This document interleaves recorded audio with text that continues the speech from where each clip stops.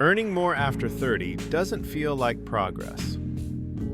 A few months ago, I was sitting with a friend. He's 34. Good job, good salary, the kind of salary people tell you to be grateful for. Not flashy, not something you post about online, just solid, stable, respectable. The kind of number that, on paper, means you should feel safe. At some point in the conversation, he stopped mid-sentence, stared at his coffee, and said, "I make more money than I ever did, but I feel like I'm running in place." He didn't say it dramatically. He didn't complain. He just stated it. Not broke, not irresponsible, not confused, just stuck. And the moment he said that, I knew exactly what the problem was. Not his salary, not his job, not his effort. It was the equation he was still living by. Because after 30, there's a brutal truth most people never hear clearly. A higher salary doesn't fix your financial life anymore. It might help temporarily, it might reduce pressure for a few months, but it doesn't change the structure underneath. What actually changes your life is changing what your money does after you earn it. And if you understand this in your 30s, this decade doesn't become a burden, it becomes leverage. Most of us were raised with the exact same story. Work hard, advance, earn more, everything will fall into place. And the frustrating part is that for a while, this story actually works. In your 20s, salary growth is powerful. It changes your lifestyle. It gives you independence. It gives you air. You move out, you travel a bit, you stop asking permission. So your brain learns a simple rule. More salary equals more freedom. But after 30, life quietly changes the rules. Expenses stop being temporary. They become permanent. Responsibilities stop being optional. They become non-negotiable. Time becomes limited. Energy becomes precious. So even when the salary grows, the feeling doesn't. The number goes up, the pressure stays or increases. That's why so many people in their 30s say, "I'm doing better than ever, so why does it still feel heavy?" The real shift, from time equals money to money that grows. The real problem isn't income. It's the equation most people are still living by without realizing it. Time equals money. You work, you get paid, you repeat. Every dollar depends on your time, your presence, your ability to keep performing. So even when the paycheck grows, the structure underneath stays the same. Every month restarts from zero. Every raise gets absorbed by life. Every unexpected expense creates stress.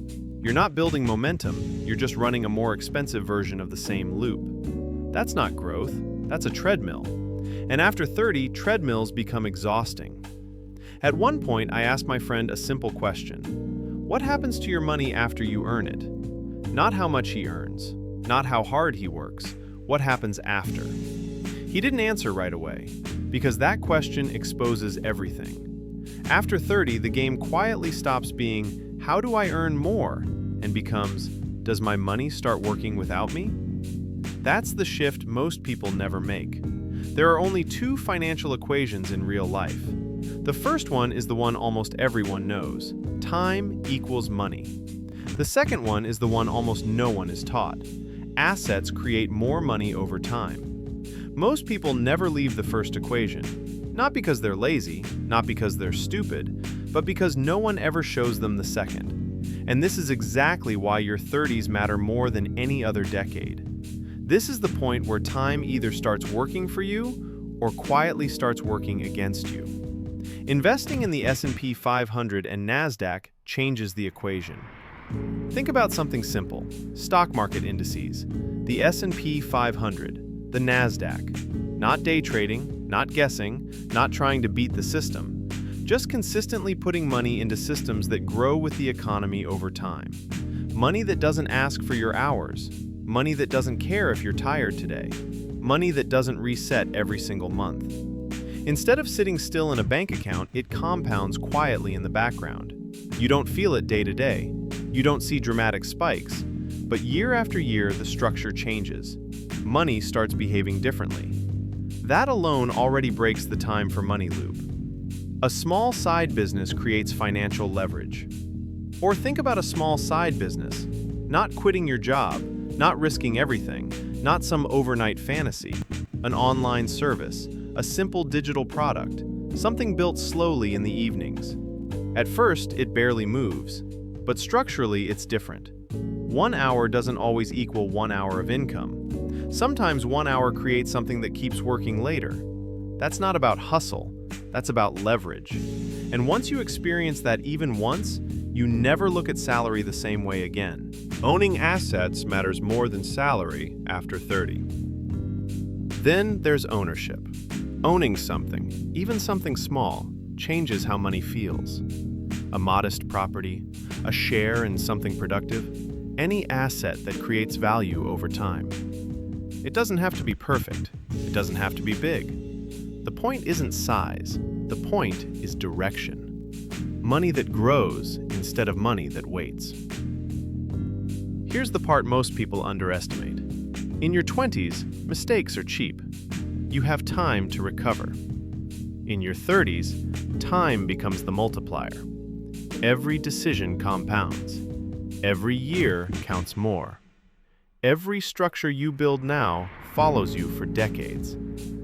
That's why two people with the same salary at 35 can live completely different lives at 45. Not because one was smarter, because one changed the equation earlier.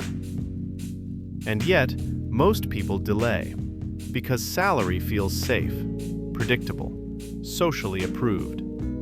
Assets feel slow, uncertain, lonely. So people tell themselves, I'll start later, when I earn more, when life calms down. But life doesn't calm down. It compounds too. And that's how years disappear.